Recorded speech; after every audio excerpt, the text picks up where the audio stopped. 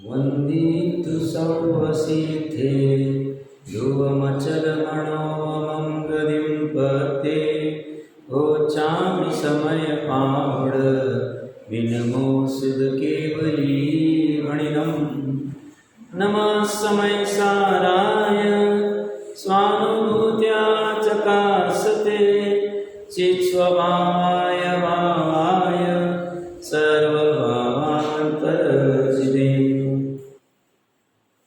समय सार जी ग्रंथादिराज के मोक्ष अधिकार में 254 नंबर की कथा के ऊपर चर्चा चल रही।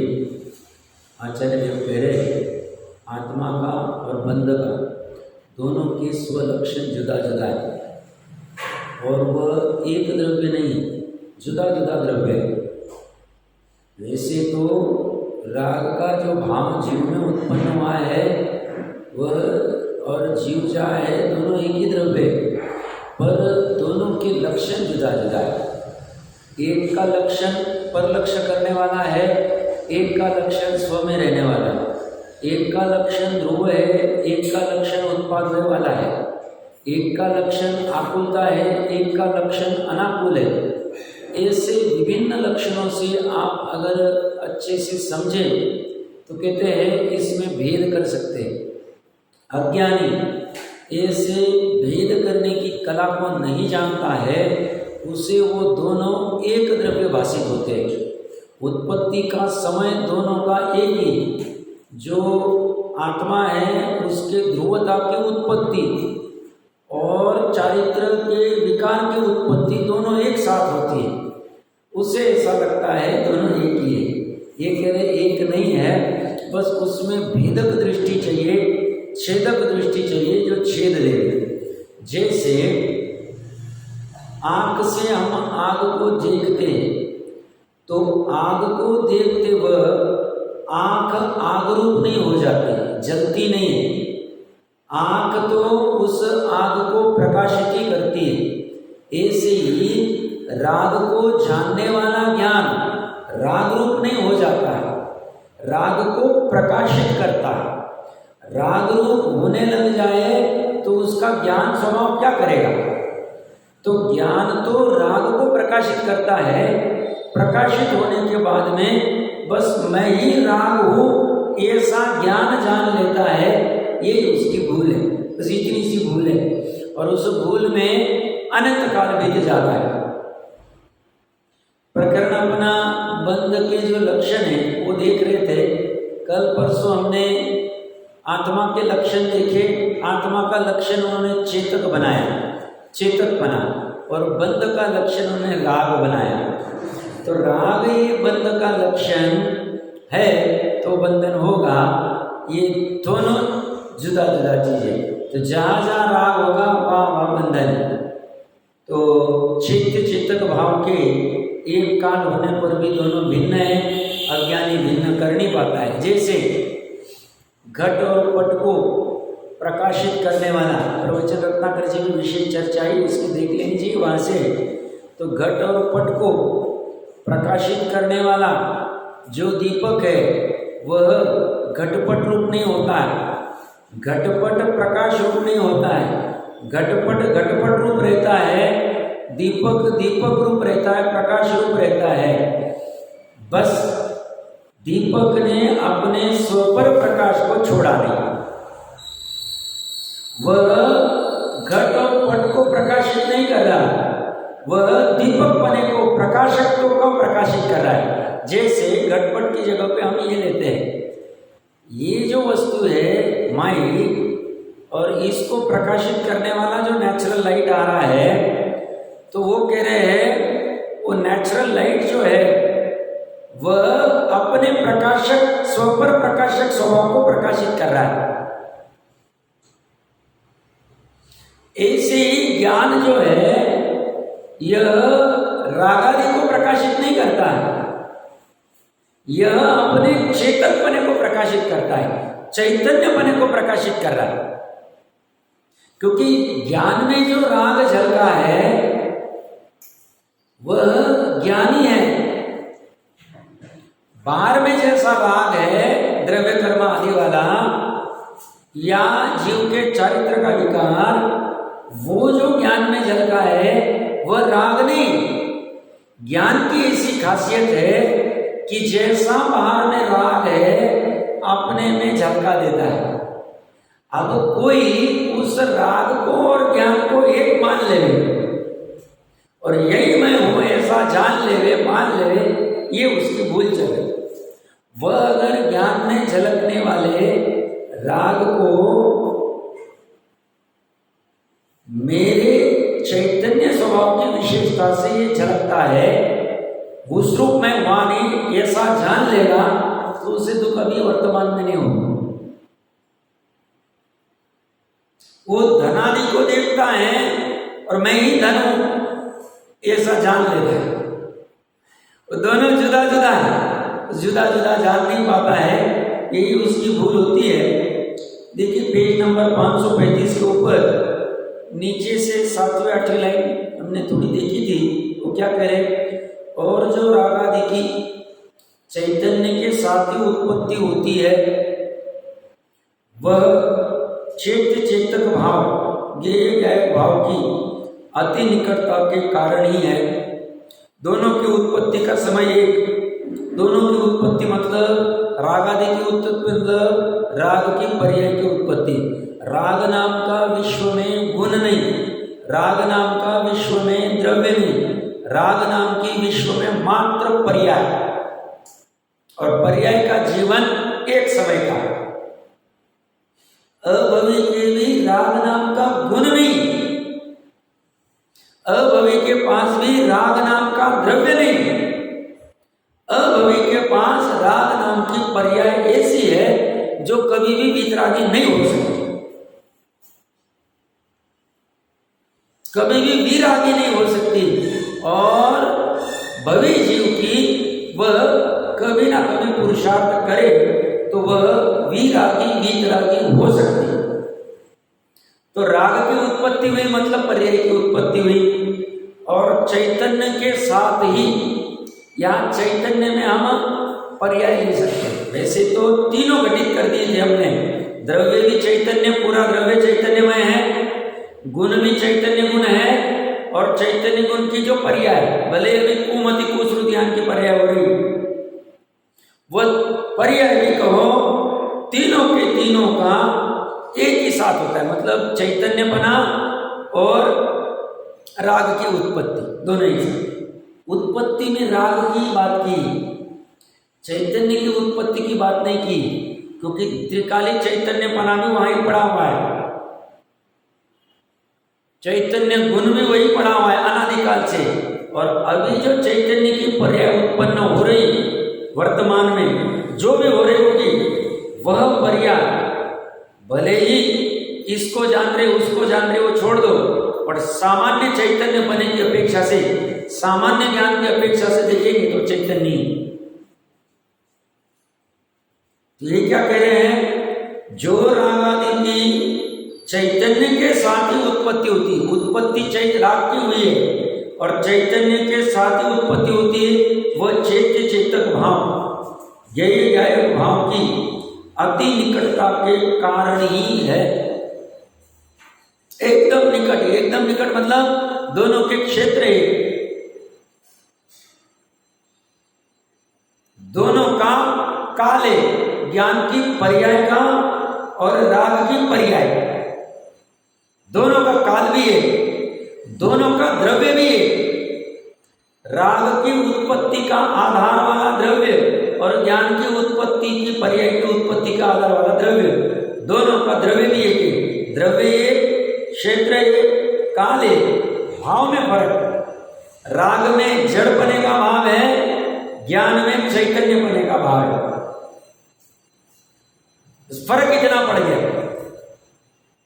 तो कह रहे हैं अति निकटता के कारण ही, एक द्रव्यत्व के कारण नहीं, दोनों एक द्रव्य नहीं, दोनों को जुदा जुदा कर दिया। ये विवक्षा समझनी चाहिए। यहाँ कोई एकांत रहेगा, सब क्या बात कर दे, राग तो आत्मा में उत्पन्न होता है, एक तरफ कहते राग और आत्मा एक ही, इसीलिए अशुद्ध निश्चय नहीं से कहते रागी आत्मा, द्वेषी आत्मा, मोही आत्मा, पूरे आत्मा को मोही कह दिया, हाँ भाई वो प्रकरण अलग है, ये प्रकरण अलग है। यहाँ पे दोनों पर्याय को अलग अलग करना है, दोनों पर्याय के अतत भाव को बताना है।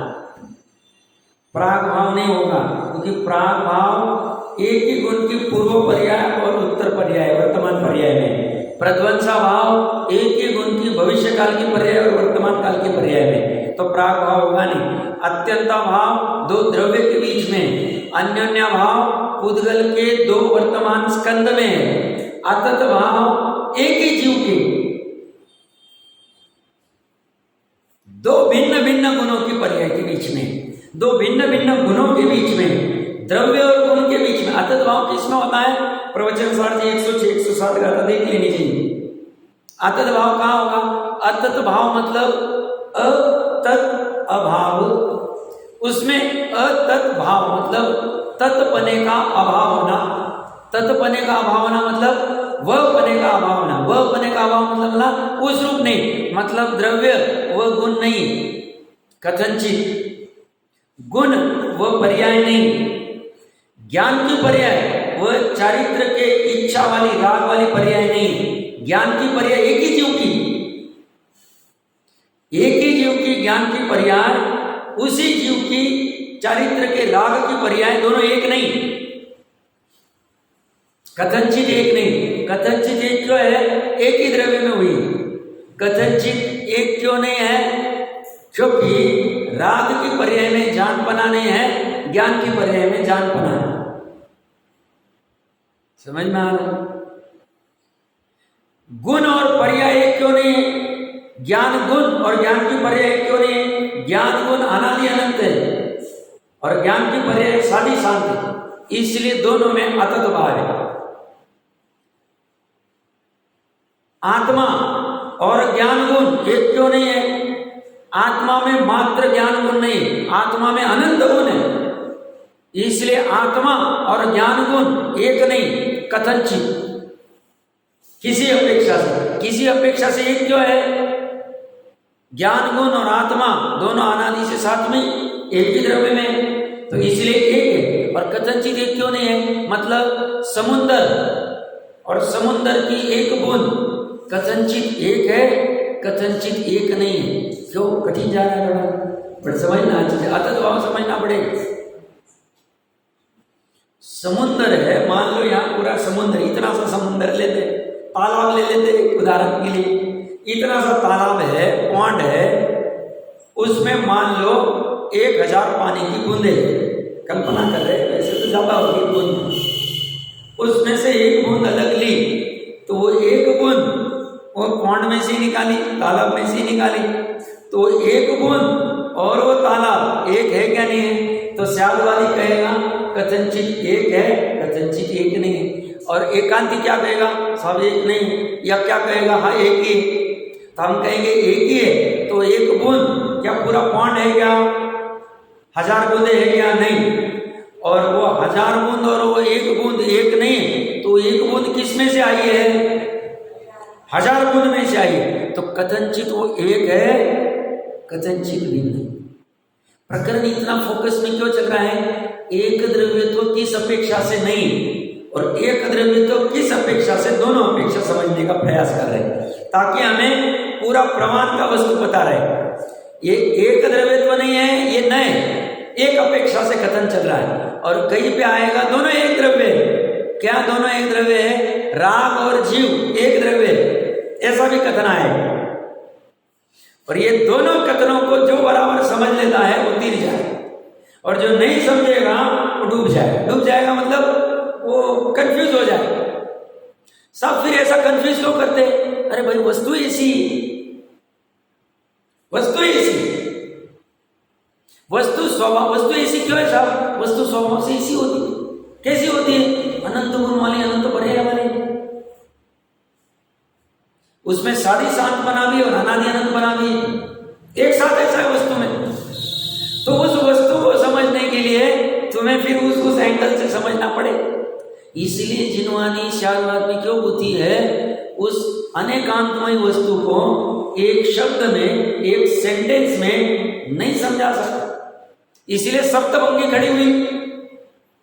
सप्तभंगी ऐकाच, स्याद अस्ति, स्याद नास्ति, स्याद अस्ति नास्ति, स्याद अव्यक्त, स्याद अस्ति अव्यक्त, स्याद नास्ति अव्यक्त, स्याद अस्ति नास्ति अव्यक्त, एक साथ चले तभी वो पूर्ण वस्तु समझा सकते हैं। प्रमाण की वस्तु समझाएंगे हम, एक एक अंश, कोई सात में से कोई ना कोई एक अंश होगा। प्रकरण क्या चल रहा है अपना? कथनचित राग और ज्ञान की पर्याय, चेतन की पर्याय दोनों जुदा है, अतद्भाव है। मैंने उदाहरण क्या लिया? पौंड का लिया। तो 1000 बूंद और वो एक बूंद जो है 1000 बूंद में से निकालिए, इसीलिए कि कथनचित वो तालाबी है, पौंडी है। और कथनचित भिन्न जो है, क्योंकि वो एक बूंद पूरी 1000 बूंद नहीं, 1000 बूंद जुदा है, एक बूंद जुदा है, वो उसका अंश है। इस अपेक्षा से दोनों में अतद्भाव। ऐसे ही ज्ञान की पर्याय और ये बंध की पर्याय, राग की पर्याय, बंध का लक्षण राग है, तो राग की पर्याय और ज्ञान की पर्याय एक ही पौंड में, एक ही आत्मा में, बट दोनों में अतद्भाव। जब चाहिए, जैसे अपन कहते हैं ना, सामान्य उदाहरण में 4 भाइयों का परिवार है, तो जब चाहिए तब हम एक हो जाते हैं, जब चाहिए तब अलग हो जाते हैं। जब चाहिए मतलब कोई अगर हमारे पास दान लेने को आए तो बड़े भैया ने दे दी, हो गया, हमारे परिवार का आ गया, दान हो गया हमारा, चारों मिलके हम एक ही। और कथनचित अलग अलग है, उन्होंने हमें शादी की पत्रिका ही नहीं दी। वहां वो नहीं कहता बड़े भैया का, हम चारों की दुकान अलग, चारों के अलग है, फिर उन्होंने हमें क्यों नहीं दी, हम नहीं जाएंगे। तो वो कभी कभी भिन्न मानता है, कभी कभी एक मानता है, बस ये चक्कर है यहाँ। कथनचित एक है, कथनचित जुदा है। प्रकरण क्या है? एक द्रव्यत्व के कारण नहीं है, ये वो कहना चाह रहे हैं। मतलब राग की पर्याय और जीव, चेतन जुदा जुदा एक रहते थे तो राग से मुक्त नहीं हो पाते थे, वो जुदा जुदा है इसलिए अच्छा है। तो उसमें अवसर है कि उस राग का अभाव करके विरागी वितरागी हो सकते। विरागी वितरागी कौन होगा? पर्यायी होगी। और कौन हो? द्रव्य तो बना बनाया वितरागी। द्रव्य जिस अनंत गुणों से बने हैं वो अनंत गुण भी वितरागी, अनंत गुणों का समूह भी वितरागी। बस उसी द्रव्य में होने वाले उत्पाद की पर्याय वितरागी नहीं, उसे वितरागी बनाना यही धर्म है। और वितरागी हो जाएगी, अंतर्मुहूर्त में ज्ञानी भी हो जाएगी, केवल ज्ञानी हो जाएगी। और वितरागी और केवल ज्ञानी हो गई तो 1 कोटि पूर्व 8 वर्ष कम में अव्यवहार सुखी भी हो जाएगा। अनंत सुखी तो हो ही गई अभी ज्ञानी होती। तो यहाँ ये क्या कह रहे हैं? ये अति निकटता के कारण ही एक द्रव्य निकटता है उनकी। अति निकटता मतलब क्षेत्र वही, काल वही, द्रव्य वही, भाव में सिर्फ निकटता नहीं, भाव में जुदा जुदापना है, भाव में अतत भाव बना है। क्योंकि राग का भाव जड़ है, अचेतन है, राग को जानने में कुछ नहीं आता। ज्ञान का भाव चेतन है, ज्ञान को जानने में आता है कि ये राग है, और ज्ञान को जानने में आता है ये ज्ञान है। ज्ञान है मतलब अनादिनिधन ज्ञान। मैं ज्ञान हूं, ऐसा ज्ञान जान सकता है, और जो ज्ञान में झलक रहा है वो ज्ञान नहीं, राग है। ऐसा दोनों को जुदा जुदा जानने की सामर्थ्य, स्व पर प्रकाशकता ज्ञान में स्वभाव से पड़ी। तो कोई प्रश्न पूछेगा, साहब अगर ज्ञान मतलब चेतन और राग जुदा जुदा ही, जुदा जुदा काय को करने, क्यों करने?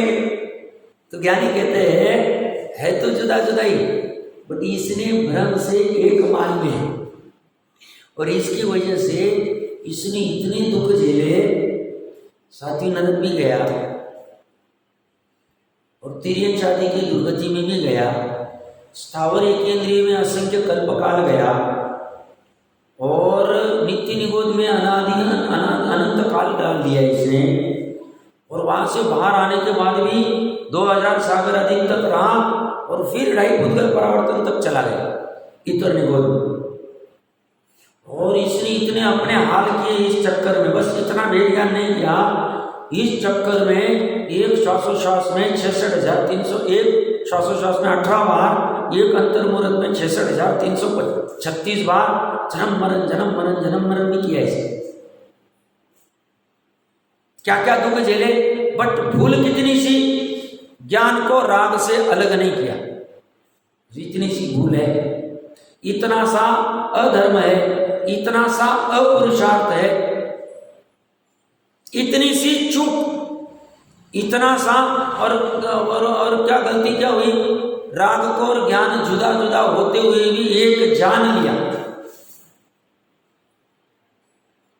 इतनी सी भूल की उसने। और फल क्या उसका, घूमो फिर यहां से जहां जाएगा, मान लो मनुष्य से मनुष्य चला गया, मिथ्या दृष्टि में जाएगा, मान लो कर्मभूमि चला गया, मान लो हर एक क्षेत्र ही चला गया, फिर वहां वही गोरख धंधा, A for apple, B for ball, C for cat, फिर वहां